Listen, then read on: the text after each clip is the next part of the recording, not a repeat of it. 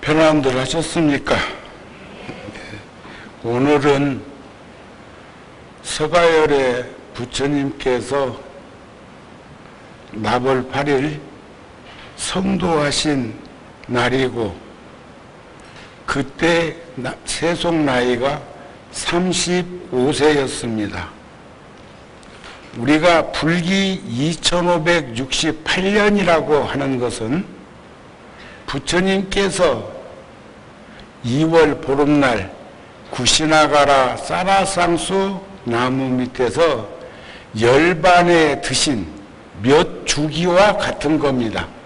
2568년은 부처님이 인멸하신 이후의 연호이고, 부처님께서는 거기에 80여 생을 사셨으니까 80을 보태면 4월 초파일 날 눈빈이 동산에서 탄생하신 2648년이 되고, 출가는 29세 때 하셨어요. 그리고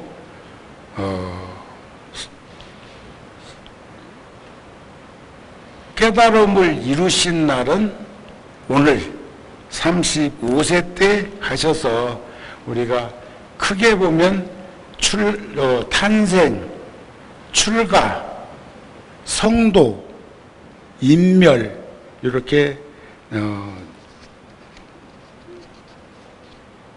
봉축하는 큰 날이기도 한데, 4월 초파일 날 제일 많이 오시는 것 보면 부처님께서 과거 다급생의 출가자로, 수행자로, 보살로 사시다가 그 열매를 씨앗으로 삼아서 4월 초파일 날 눈빈이 동산에서 그 씨앗이 심겨진 것을 가장 우리는 봉축하는 날로, 특히 유난히 우리나라는 그렇습니다. 그 다음에 이제 그 씨앗이 성숙해 자라는 과정이 29세 때까지고, 출가해서 6년 동안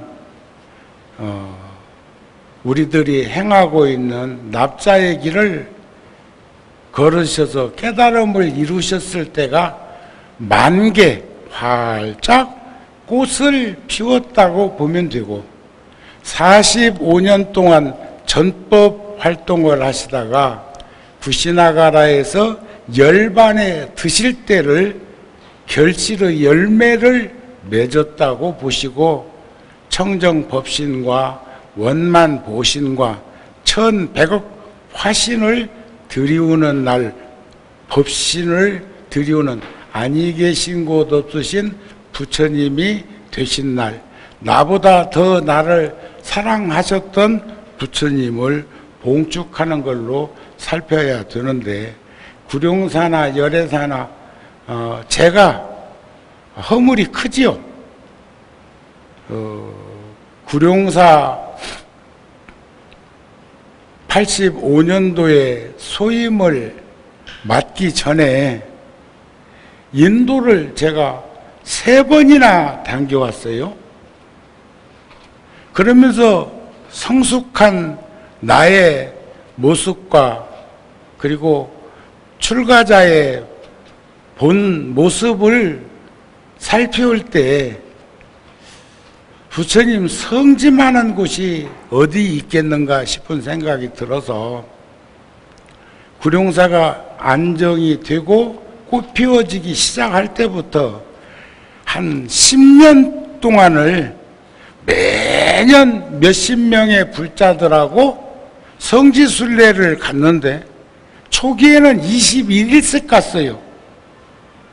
그랬는데 그때 부다가야에서 나벌 8일 때 3박 4일간 기도정진 하는 것을 하다 보니까 내가 머무르고 있는 구룡사의 성도제일은 좀 약화된 것이 있었구나 하는 생각을 하고 또 코로나로 인해서 근간에 여간 몇 년 동안 어려움을 겪다 보니까 낙심을 해서인지 불자들이 일어나지 못하는데, 보조 스님 말씀 중에 땅에서 넘어진 자 땅을 딛고 일어나라 하셨습니다.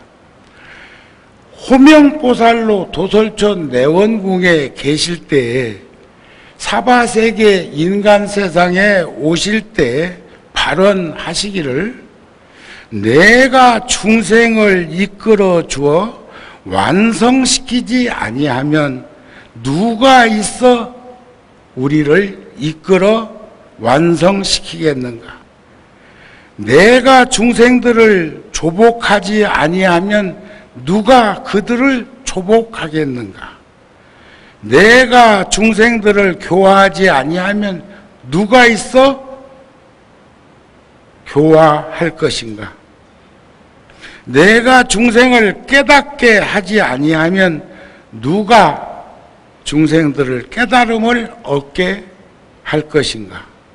내가 중생을 청정히 하지 아니하면, 맑고 깨끗하게 하지 아니하면 누가 그들을 청정하게 맑고 깨끗하게 할 것인가?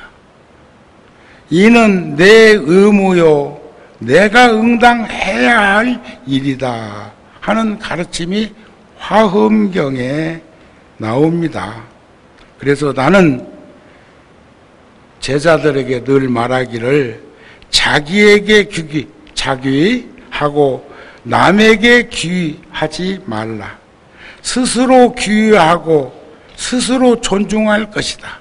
그러므로 부처님은 내 존경의 대상이 아니라 내가 부처님과 떨어져 있지 아니하고 부처님이 나와 떨어져 있지 않기 때문에 늘 자등명, 법등명 해야 된다는 것을 우리는 명심해야 되지 않는가. 전에도 한번 불자들에게 말씀을 드렸는데, 열반경에 이런 말씀이 있어요. 요즘 참 어수선해. 오타각세 아미타경에 나오는 것처럼 세상이 너무 불안전하고 불확실해.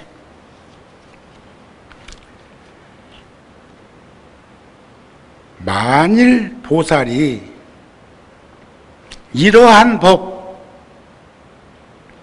10가지를 구족하면 세상으로 더불어 다투지 아니하며 세상에 더럽혀지지 아니함이 마치 우담발라화 꽃이 3000년에 한 번 피듯 할 것이다.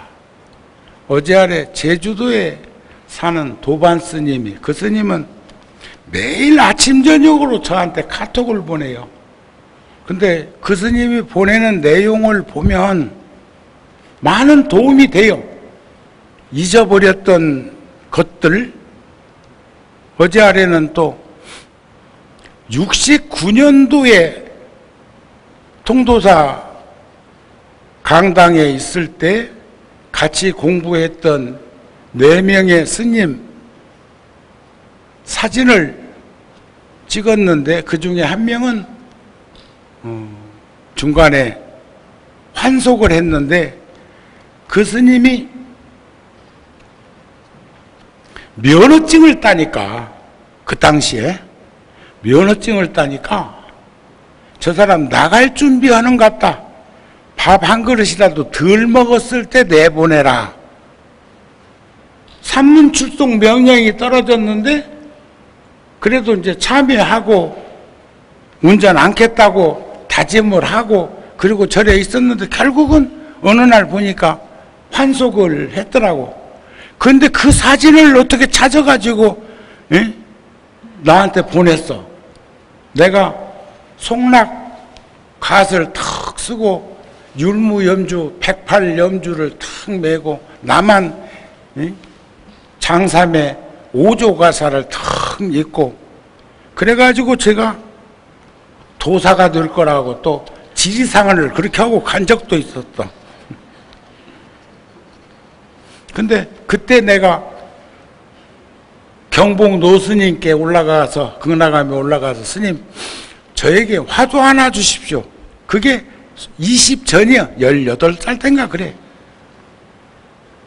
그러니까 노스님 차가 알아채는 거예요.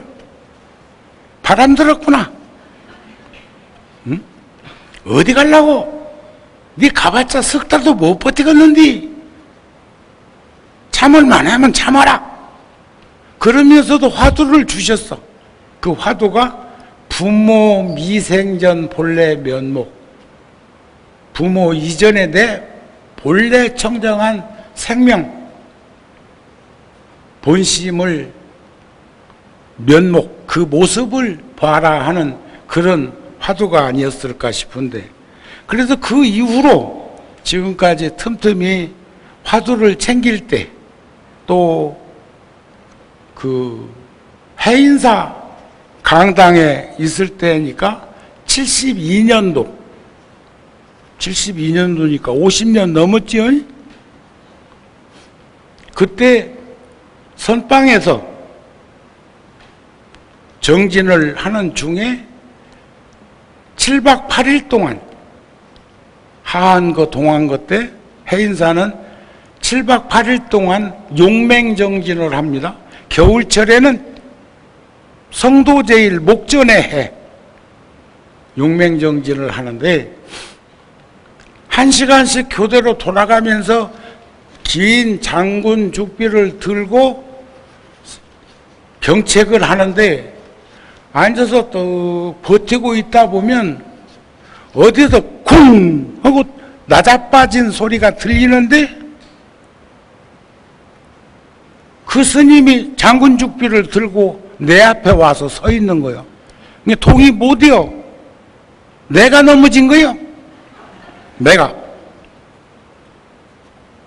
그러면 합장하고 인사를 하고 어깨축지를 내주면 장군 죽비로 또 한쪽 어깨를 내주면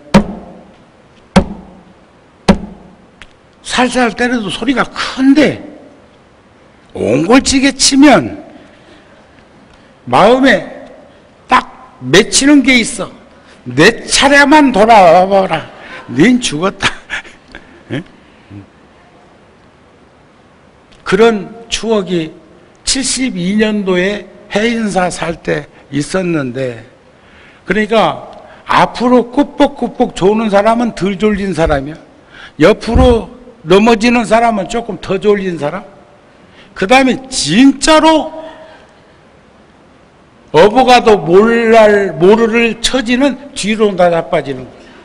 앉았다가 뒤로 팍 떨어져서 귀가 열렸으니까 소리는 들었는데 긴장하고 있기 때문에 바로 오뚜기처럼 일어나 앉아 있으니까 내가 넘어지고도 내가 넘어진 줄 모르는 사람들도 있더라. 그런 말이에요. 그런데 지금 10가지 구조가면 세상과 더불어 다투지 아니하고 세상에 더럽혀지지 아니함이 우단발라 꽃과 같다고 그러는데 100년에 한 번 핀다고 하는 소철이 제주도 절에 서귀포 절에 핀 거예요. 그 스님이 나한테 사진을 보내면서 100년에 한 번 핀다는 소철꽃이 만개했습니다 하고 연락이 왔는데, 여기서는 우단발라꽃은 3000년에 한 번 핀다는 거예요.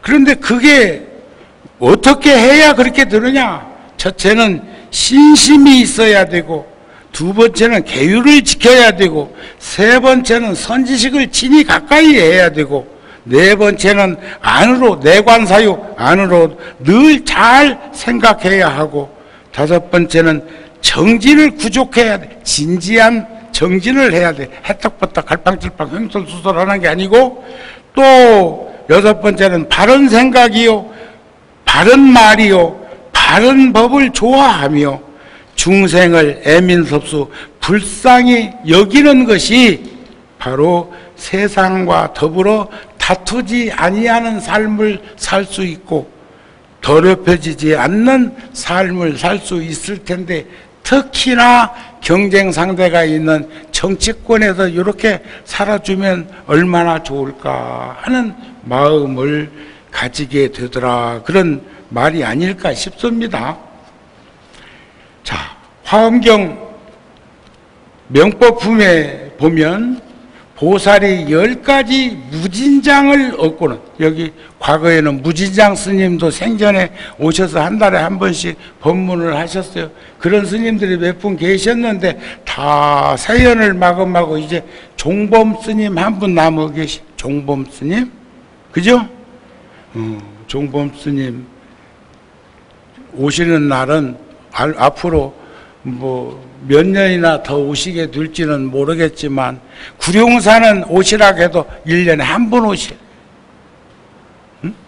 우리 은사 스님 달해제 기일에 한 번 오셔서 오신 김에 그날 법문을 하시는 거로 마감하는데, 열애사는 그래도 한 달도 거르지 않고 이렇게 오시는 거 보면 너무 감사하고 고맙고 여러분들은 복받은 불자라는 생각을 하게 되는데, 그때도 오늘처럼 와갖고 해야 되겠나 싶네. 복덕이 구족하고 지혜가 청정해서 모든 중생에게 적당한 바를 따라서 연설한다.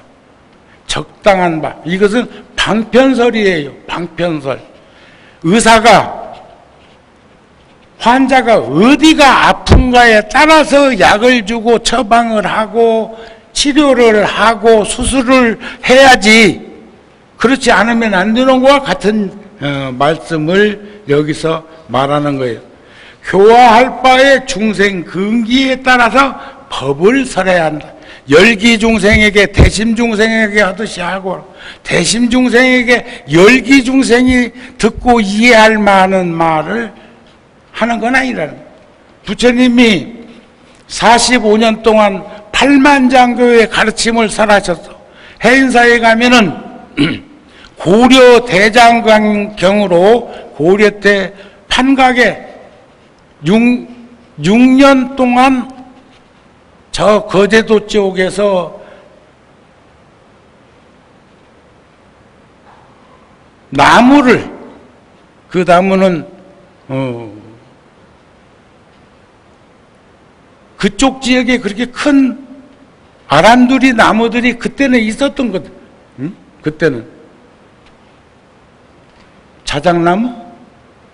그 나무를 바닷물에 3년 동안 판재를 떠서 넣어놨다가 꺼내서 그늘에서 3년 동안 말려가지고 그것을 여기 강화도로 와가지고 강화도에서 판각 양면에 새김을 한 판각이 81,258장이라고 그래.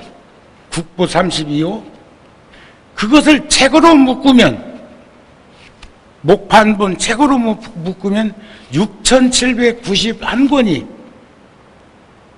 세계 많은 곳에 유통되어 있지는 않지만 해인사 장경각 들어가면서 이렇게 고개를 들어보면 거기에 그 경전이 모셔져 있는 것도 알 수가 있습니다.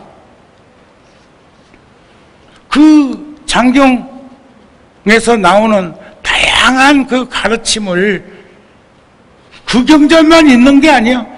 신수장경이나 속장경이나 티백장경이나 또 동남아시아에서 유통되고 있는 경전이 있음에도 불구하고 부처님께서 삼처전심으로 가섭존자에게 법을 설한 게 뭐예요? 다른 일은 아무도 못 알아듣는데 여기는 이 법상에다가 한 번도 누가 작은 꽃이라도 갖다 놓는 일이 없어. 내가 그 꽃에 치일까봐 그러나. 근데 다른 절에서 법문하는 데 보면 꽃들 많이 갖다 놓더라고요. 또 어떤 절에서는 법사 스님한테 대접한다고 쌍화탕 차를 끓여가지고 거기다가 대추도 띄워놓고 잣도 띄워놓는 사람이 있다. 그러면 법문하다 말고 목을 축이기 위해서 아금 청정수를 조금 마시면 되는데 그놈을 먹다가 입에 잣이나 대추가 들어가면 씹어야 된다. 그것도 낭패요. 그렇지 않겠어요? 응? 그런데 그때 여기서 턱 부처님이 법문하시다 연꽃 한 송이를 들으니까 그 많은 대중들이 아무도 그 뜻을 모르는데 가섭존자만 빙긋이 미소를 지었다 그래요. 여마시중의 미소라 이 말이야. 두 번째는 가섭존자는 두타제일이에요. 두타제일. 어렵고 힘든 일을 늘 하시는 스님이요. 나이는 부처님보다 연세가 많습니다. 지금도 부다가야 같은데 그 달라이 라마 스님이 이번에는 89세이신데 며칠 안 계시고 달람살라로 가셨다고 연락을 받았는데 한 일주일이나 계셨나. 그들은 보통 성도제일 요때는 한 달 정도씩 법문을 하시면 10시쯤 법문하시는데 4시, 5시면 벌써 가까이 달라이 라마 옆에 와서 앉기 위해서 사람들 와서 그때 앉아서 법문이 끝날 때까지 미동도 없단 말이에요. 그러면 그렇게 그러려면 몇 시간씩 화장실도 안 가려면 먹는 것을 굉장히 절제했을 거라는 생각을 하고 참고 견디고 방광도 컸겠다는 생각도 하는데 우리 절에서는 말이에요. 초하루나 먼 날 많이 와도 여기는 고속도로예요. 이 앞에는 저 카메라 한 대 있다고 그래서 고속도로 같으면 저 위에 자동으로 되어 있는 저 카메라를 디지털로 바꾸라고 그러는데도 안 바꿔. 그러면 기어이 여기다가 카메라를 갖다 놓는다. 그러면 여기는 아무리 많이 해도 여기는 비어있어. 이 앞에는. 그리고 앞으로 오는 이들이 부처님 당시에는 안 그랬어요. 오는 대로 안에서부터 이렇게 앉다 보니까 나중에 가섭존자가 앉을 자리가 없은 거예요. 그러니까 부처님이 법문하시다가 저기 멀리 서 있는 들어오지 못하고 서 있는 가섭존자를 가섭이여 이리 오시오 해서 분반좌 자리를 내줬어. 부처님 앉으시던 자리가 하나 비어 있으니까 내줬는데 가섭존자는 반쪽만 앉았다. 답전에서 법문하실 때 분반자 자리를 나눠 앉았다. 그게 두 번째 법을 설하며 세 번째가 구시나가라에서 사라상수 나무 밑에서 80의 세연을 마감하고 눈비니 동산을 향해서 카필라바스트를 바라보시면서 부처님이 열반에 서셨을 때 전법의 길을 떠났던 가섭이 그 연세 많은 나이에 말 타고 온 것도 아니고 걸어서 불이 나게 걸어서 부처님이 열반하셨다는 전가를 받고 올 때까지 부처님이 다비장에서 화장이 안 되는 거예요. 불이 붙지를 않아. 그때 가섭이 와서 눈물을 흘리면서 관을 쌓은 게 곽이에요. 안에 있는 건 관이고 밖에 있는 건 곽. 우리나라는 잘 그런 일이 없지만 뭐 대통령이나 높은 이들 그 장례식 때 보면 관이 큰 걸 보면 곽을 하나 더 했다는 생각을 하는데 서양에서는 관이 두껍고 큽니다. 거기는 다 매장 문화가 발달되어 있어서 그런 거 아닌가 싶은데 그때 부처님 관을 붙들고 가섭존자가 슬퍼하니까 곽시쌍부라 관곽 밖으로 쌍부 족부자 두 발이 쑥 나와가지고 내가 상상해보면 부처님이 발가락도 깐짝깐짝하고 손으로 흔드는 것처럼 이렇게 하셨을지도 몰라. 에? 서울하고 고양시하고 경계선 있는 저 성산대교 타고 넘어서 이렇게 오다 보면 서울 쪽에서 파주, 일산 이쪽으로 가는 이들한테 아니면 거기서 저 판문점 넘어가 가지고 저 북한으로 통하는 길도 아닌데 거기다가 굿바이 써놨대. 오늘 그거 봤어, 오면서. 응? 그럼 아마 발을 내보였으니까 부처님이 살아계시다고 하고 난리를 쳤을 건데, 가섭이 빙긋이 미소를 지으니까 다비장에서 불이 붙어서 부처님이 다비를 했다. 그게 교일벌전이야. 가르침 별도로 부처님께서 전법, 법을 전한 삼처전심이라고 하는 것도 우리가 볼 수 있어야 되겠다. 보살이 10가지 무진장을 얻고 나면 복덕이 부족하게 되고 지혜가 청정해서 설법을 함에 있어서 중생들의 근기를 잘 알게 된다. 저도 그 유튜브에 보면 여러 사람이 나한테 뭐 이렇게 유튜브에 댓글을 다는 건 아닌데, 많이 달릴 때는 한 10명, 그러면 대명 정도 하는데 다 감사합니다, 고맙습니다, 건강하세요, 우리 곁에 오래 계세요, 이런 내용이지, 어떤 댓글은 말이야 딴 사람들 거 보면은 참 험해서 볼 수가 없더만.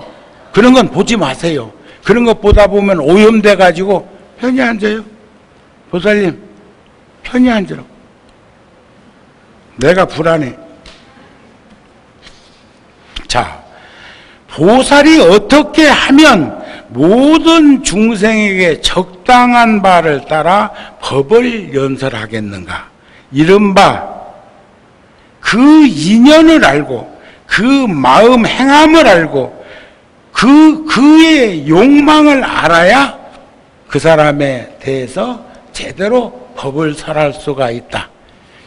그냥 똑같이 법문을 들어도 경계에 따라서 근기에 따라서 각기 받아들이는 것이 다른 것도 우리는 알 수 있었으면 좋겠습니다. 그런 얘기가 안 되겠습니까?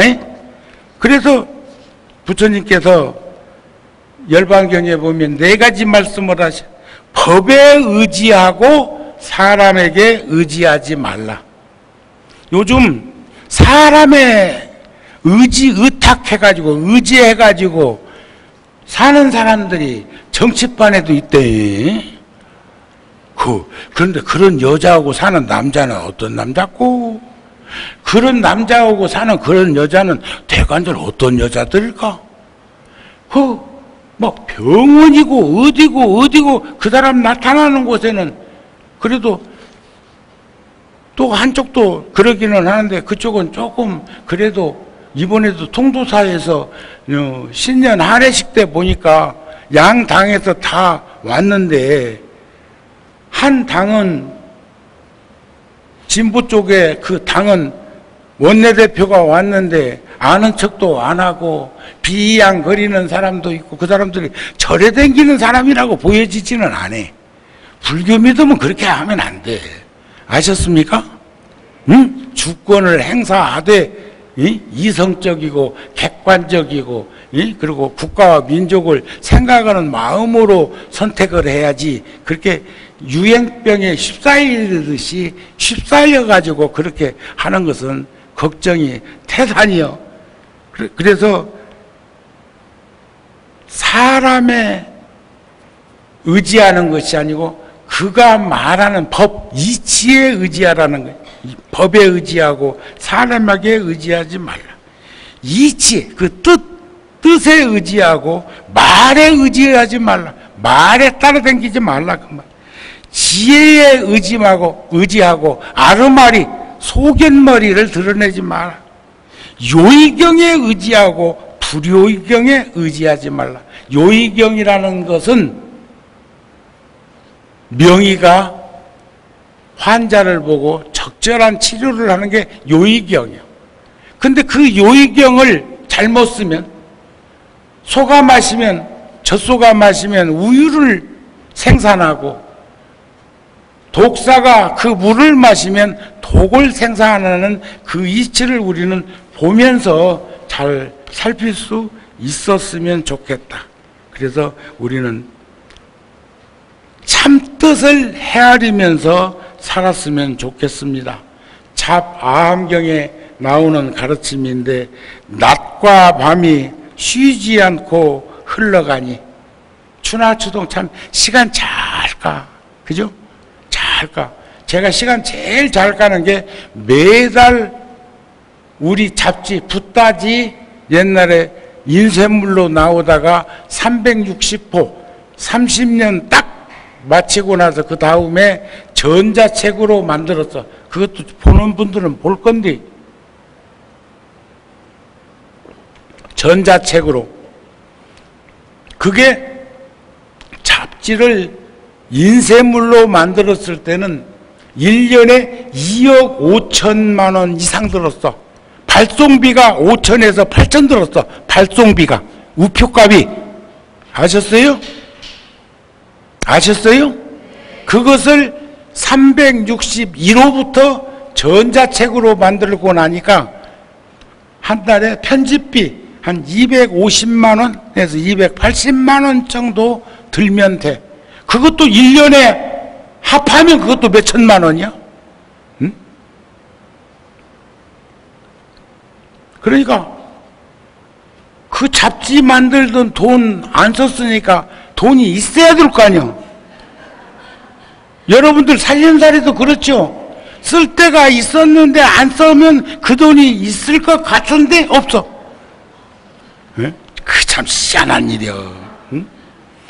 그러니까 한 달에 한 번씩 잡지에 글을 쓰는 것도 돌아서면 한 달이고 돌아서면 한 달인 것 보면 얼마나 시간이 빠르고 날짜가 빨리 가는 거냐 이게. 또 그러기만 한 것이 아니야. 1년에 한 번씩 10월달 정도에 준비해서 11월달부터 만들어 가지고 만드는 카렌더 달력. 돌아서면 달력 만들어야 되고 돌아서면 달력 만들어야 되는 것처럼 시간이 가고 있는 것을 여러분들은 느끼고 계시느냐 그 말이에요. 그러면 지금부터라도 시간 아껴야 합니다. 소중하게 다뤄야 합니다. 제가 구룡사 주지 각성 스님이 49살에 우리 은사 스님처럼 하루아침에 그냥 뇌출혈로 쓰러져 가지고 세상을 3, 4일간 병원 중환자실에 있다가 잠만 자다가 떠나버렸는데, 그때 각성 스님은 새벽 3시에 얼마 전에 세상 떠나가지고 그저께 49제 한 자성 스님이랑 새벽 3시에 한강 나가지고 18,000보를 걷고 왔다고 하는데, 저는 점심 먹고 양재천에 가가지고 16,000보쯤 걸었을 때 휴대폰에 몇 보 정도 걸었나 하고 보다 보니까 문자가 하나 들어와 있는데, 우리 구룡사 열애답 지금 내가 세운 포교당의 부처님을 조성했던 불모가 구룡사에 와 있습니다 하는 말을 듣고 급히 오니까 추석 목전인데 어저께도 댕겨갔어요 그 처사님. 그러는데 스님 오늘 아침 새벽에 한강 걷는데 머리가 시려워서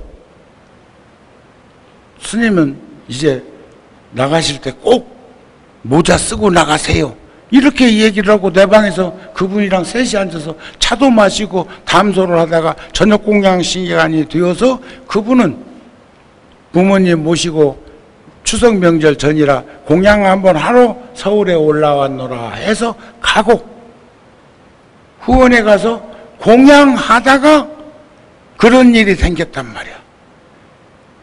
그래서 뛰어나가길래 나는 얹힌 줄 알았어. 급체한 줄 알았어.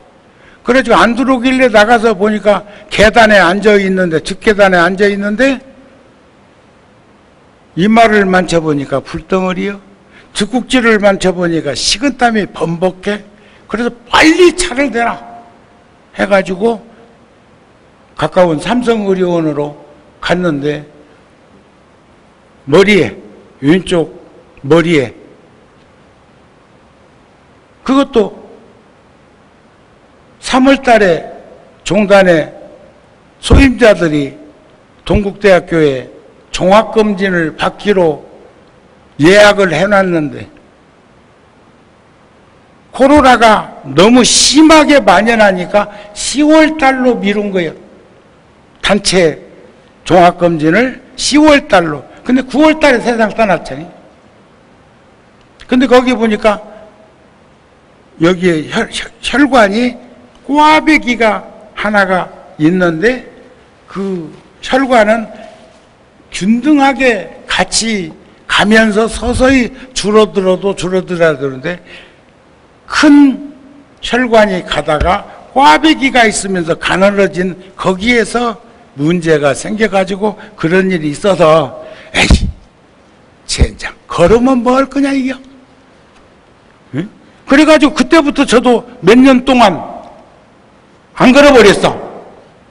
그랬더니 근간에 와서 다시 걷기 시작했는데 조금 수명을 연장하는 길은 딱 한 가지 보이구나. 걷는 것밖에 없겠구나 하는 게 그냥 있으면 아침에 일어날 때 몸이 무거워 천근만근이야. 그런데 처음에는 한 6, 7천 보, 7, 8천 보, 요즘은 이제 10,000보씩 매일 이상 10,000보 조금 더 걷고 있는데 7.5km에서 8km 정도를 매일 걷고 있는데 걷기 시작한 이후로 아침 새벽에 일어날 땐 몸이 가벼워. 가뜩해. 그런 걸 보면 나만 그런 게 아닐 거니까 여러분들도 이런 기회에 드리는 말씀이니 걸으세요. 여기도 좋잖아요. 예? 이 절 가까이에 살면 정발산 정발산 한 바퀴 돌면 3.6km다. 안 돌아봤지? 두 바퀴 돌면 7.2km예요. 저 호수공원 가서 돌아도 되잖아요.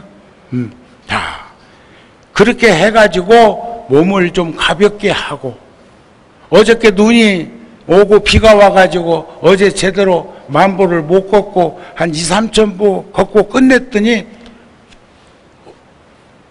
어저께 아침에는 서초 사업연합회 스님들과 관공서 불자들이 한 150명 불용사에 와가지고 7시에 법표를 하고 떡국 공양을 대접을 했는데 그 시간에는 내가 무릎을 꿇고 있어도 아무렇지도 않았는데 오늘은 무릎을 꿇으려고 하니까 어저께 10,000보 안 걸었다고 내가 그냥 펑퍼짐하게 앉았었다고요. 그러니까 내가 이렇게 간곡하게 드리는 말씀을 잊어버리지 말고 잘 접수했으면 좋겠습니다. 그래서 우리들 목숨이란 낮과 밤이 쉬지 않고 시간이 흘러가니 그를 따라 줄어드는 우리들의 수명, 우리의 수명, 우린내 수명, 차츰차츰 목숨의 쓰러짐이 말라가는 도랑물과 흡사해라. 그래도 우리나라는 어지간히는 물이 흐르고 그러는데 한강 같은 데도 그렇고 다른 데는 보면 장마철에는 큰 강둑을 이루다가 요즘에는 그 티베트의 수미산에 호수가 하나 있습니다. 큰 호수가 있는데 부처님 경전에도 나와 그 말씀이 거기를 순례 가는 이들한테 물어. 거기는 왜 가려고 그런가? 마야 부인도 젊은 시절에 아들 낳고 싶다는 염원을 가지고 가비라국에서 수미산까지 걸은 기록이 있습니다. 그러는데 부처님이 그러셔요. 거기 가는 이유가 업을 놓기려고 갑니다. 그러니까 부처님이 거기 가가지고 업이 녹는 것이 아니니라.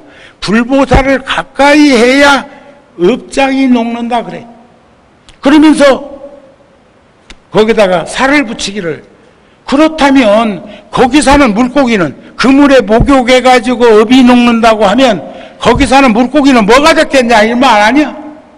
또 그런가 하면 그 수미산을 돌아가지고 업장이 녹는다면 거기 사는 들짐승, 날짐승은 뭐가 됐을까? 반문해 볼 수 있는 거 아닌가요? 이해가 되십니까? 네? 그런데 거기에서 원류가 되는 것이 간지스강, 인더스강, 항하강, 메콩강 4대 강의 물이 거기에 시원이고 발원지인데 요즘 중국에서 하도 댐을 많이 만들어가지고 그 많이 흘러가던 메콩강에 물이 마르고 있다 하는 뉴스를 본 적도 있다. 그런 말씀입니다. 아시겠습니까? 그래서 이제 갈무리 치겠습니다. 세상 보면 우리가 왜 중생이요? 왜 박쥐범부요? 왜 우리가 탐짐치 삼독 때문에 오욕락 때문에 채색식명수 삼독과 오욕 때문에 그렇거든요. 그러면 탐욕이 많은 이에게는 부정관을 말해야 해. 부정. 깨끗하지 아니한 이야기를 탐욕이 많은 일, 아무리 돈이 많아도 많다고 생각하는 게 탐심치 삼독심이고 채색식명수 오욕락인데 그를 일깨우기 위해서는 탐욕이 많은 이에게는 부정함을 말해준다. 올 때 갖고 왔냐, 갈 때 가져가냐, 다 부질없는 것, 내려놓으면 한가하고 여유로운 것을 왜 그렇게들 아둥바둥 하면서 사는가? 인생 좀 정리 좀 하면서 사세요. 또 화를 잘 내는 이에게는, 성 잘 내는 마음이 많은 이에게는 대자 대비심을 말해줘. 대자 대비심이 있는 이는 화를 내지 않는다는 거예요. 그러니까 개정의 사막이라는 게 바로 탐심치 삼독을 제어하는 것인데 우리가 한번 보세요. 예? 욕심이 많은 이에게는 부정함을 일깨워주고 화를 잘 내는 이에게는 대자 대비를 말해. 대자 대비. 대자 대비심, 그걸 연민심이라고도 하는데 그래서 그에게는 화를 내지 않는데 우리 더 쉽게 생각해 보면 누가 욕심이 많은가? 화 잘 내는 사람. 누가 어리석은가? 화 잘 내는 사람. 화 잘 내는 사람은 화를 내는 것만큼 욕심이 많거나 어리석은데 그것을 치유하는 방법이란 부정관을 말해주고 대자 대비관을 일깨워주는. 어리석은 이에게는 부지런히 관찰하는 것. 아까 말씀드렸죠?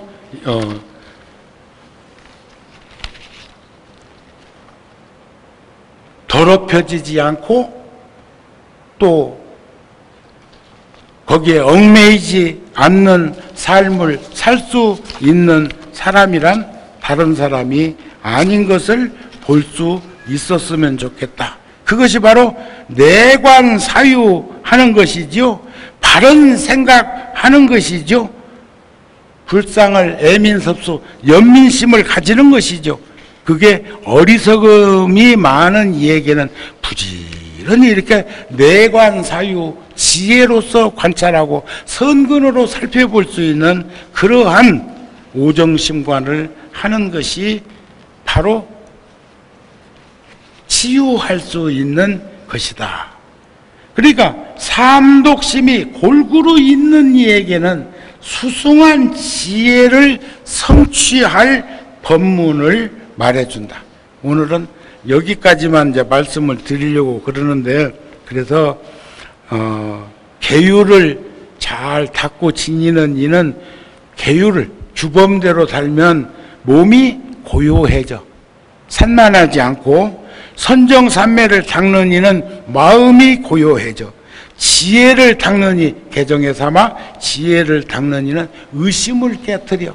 그런데 부처님이시여 의심이라는 건 대관절 뭘 의심이라고 합니까?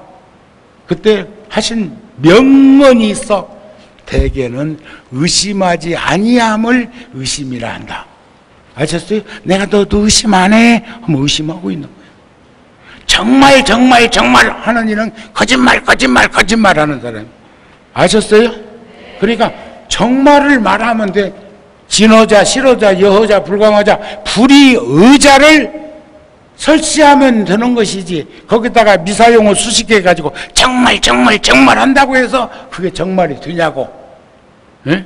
얼굴이 다 뭉그러졌는데 거기다가 그냥 뭘 잔뜩 바른다고 해서 뭐가 되냐고. 마음 공부를 해야 안 발라도. 예? 비구니 스님들 한번 얼굴 보세요. 그 스님들 화장 안 할걸? 그런데도 얼굴이 고운 것은 마음 공부를 하기 때문에 그런 것이 아니겠느냐 하는 것으로 오늘 본문을 마치려고 합니다. 오늘이 부처님 오신 날이라 다양하게 여기 갔다가 여기 왔다가 하면서 말씀을 드렸는데, 오늘 여기 함께하지 못한 불자들은 유튜브로라도 볼 수 있었으면 좋겠고, 합창단이 저렇게 오늘 많이 온 것 보면 직책을 하나씩 갖고 있기는 있어야 돼. 그러면 합창단은 오늘 부처님께 공양 올린다는 그 임무 때문에 저렇게 안 빠지고 다 오신 것처럼, 그래도 빠진 이도 있고 중간에 나가는 이도 있기는 있더라만, 그러니까 여러분들도 직책 하나씩 다 하나씩 먹읍시다. 열애사의 보살님, 열애사의 불자님, 그래서 가족들이 함께 할 수 있는 가정에 부처님 품 안 따뜻한 가정이 되기를 염원합니다. 성불하세요.